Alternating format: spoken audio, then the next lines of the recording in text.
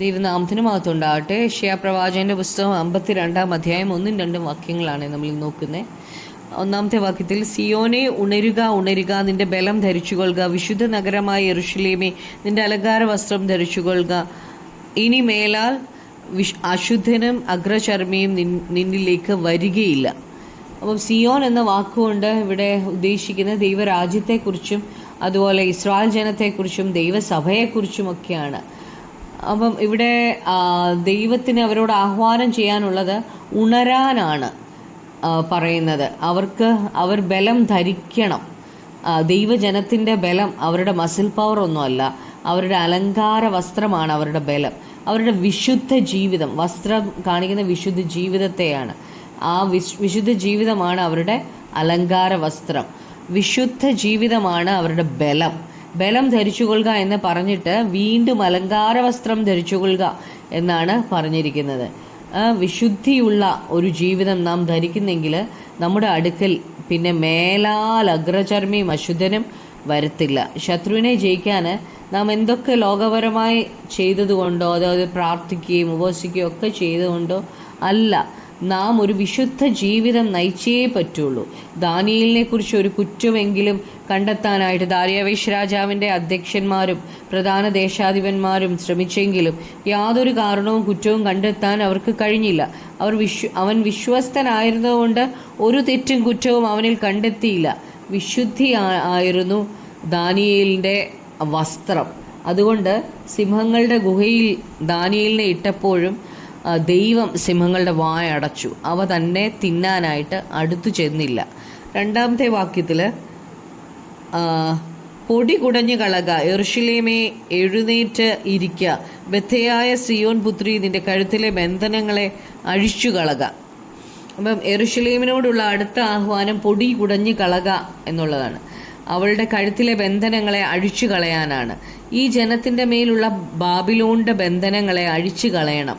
അടിമത്വത്തിൻ്റെ പൊടി അവരെ കുടഞ്ഞു കളയണം. ദൈവം അവർക്ക് സ്വാതന്ത്ര്യം കൊടുത്തു എന്ന് അവർ അറിയണം. 70 വർഷങ്ങളായി ബാബിലോണിൻ്റെ അടിമകളായിട്ട് അവർ താമസിച്ചു. അതിനുശേഷം അവർ അവിടെ നിന്ന് എഴുന്നേറ്റ് പുറപ്പെടണം.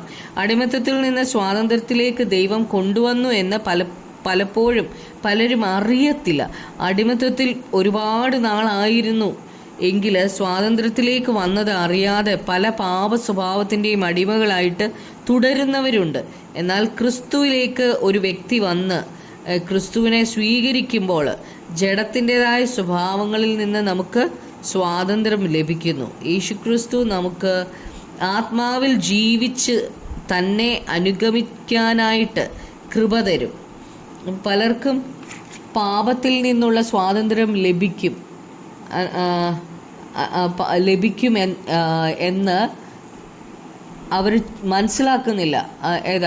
അവർ മുന്നോട്ട് ജീവിക്കുമ്പോൾ അവർ അറിയാതെ വീണ്ടും ജഡത്തിൻ്റെ പ്രവൃത്തികൾക്ക് കീഴ്പ്പെടുകയാണ് ചെയ്യുന്നത്.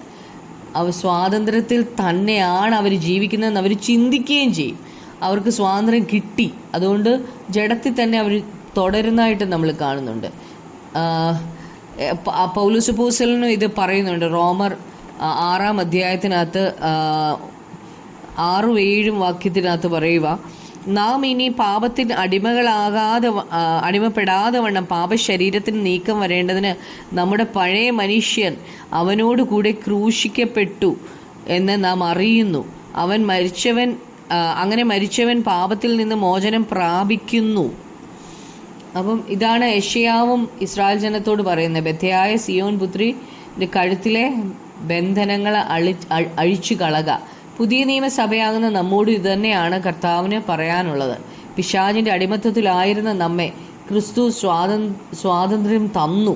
ഇനി നാം ആ പാപത്തിൻ്റെ അടിമകളായിട്ട് ജീവിക്കേണ്ടതില്ല. സ്നാനത്തിൽ നമ്മുടെ പഴയ മനുഷ്യനെ കുഴിച്ചിട്ടിട്ട് ക്രിസ്തുവിൽ നാം പുതിയ സൃഷ്ടികളായി തീർന്നു. നാം പാപത്തോട് മരിച്ചിട്ട് ക്രിസ്തുവിനോടുകൂടെ ഉയർത്തെഴുന്നേറ്റിരിക്കുക. ഗലാത്യർ 5:1 വാക്യത്തിലും പൗലോസ് അപ്പോസ്തലൻ നമ്മളെ ഓർപ്പിക്കുന്നുണ്ട്, സ്വാതന്ത്ര്യത്തിനായിട്ട് ക്രിസ്തു നമ്മെ സ്വതന്ത്രരാക്കി, ആകയാൽ അതിൽ ഉറച്ചു നിൽപ്പീൻ, അടിമനുഖത്തിൽ പിന്നെയും കുടുങ്ങിപ്പോകരുത്. നമുക്ക് പ്രാർത്ഥിക്കാം. കർത്താവായ യേശുവേ, ഞങ്ങൾ കർത്താവേ, അപ്പോൾ അങ്ങ് ഞങ്ങൾക്ക് സ്വാതന്ത്ര്യം തന്നെ. എത്ര വലിയ സ്വാതന്ത്ര്യം കർത്താവെ അങ്ങ് തന്നേക്കുന്ന.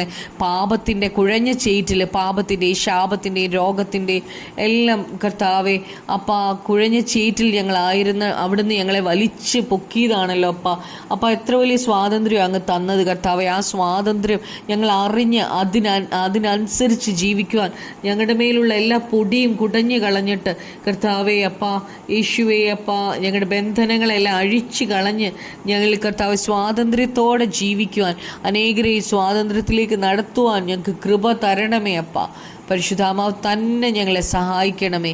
ഞങ്ങളുടെ പ്രാർത്ഥന കേട്ടതിനായി നന്ദി. യേശു ക്രിസ്തുവിൻ്റെ നാമത്തിൽ തന്നെ. ആമേൻ.